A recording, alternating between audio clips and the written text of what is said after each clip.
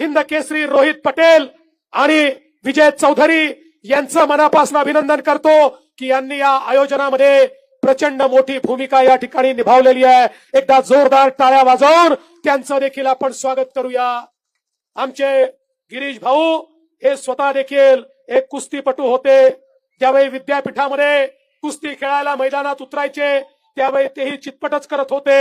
अलीकडच्या काळामध्ये राजकारणातली कुस्ती जास्त खेळतात, पण त्यांनी आता राजकारणामध्येही जोही पैलवान समोर आला त्याला चित केल्याशिवाय कधी सोडलेलं नाही। आणि म्हणूनच गिरीश भाऊ तुम्ही हे अतिशय चांगलं आयोजन या ठिकाणी केलं, त्याबद्दल तुमचे मनापासून अभिनंदन करतो। आमच्या सगळ्या पैलवानांचं मनापासून स्वागत करतो आणि रामदासजी तळस आणि या कुस्तीगीर परिषदेचे सर्व पदाधिकारी ज्यांच्या नेतृत्वात या भारतामध्ये आणि आपल्या महाराष्ट्रामध्ये कुस्ती जोरात चाललेली आहे त्यांचंही अभिनंदन करून माझ्या शब्दांना विराम देतो।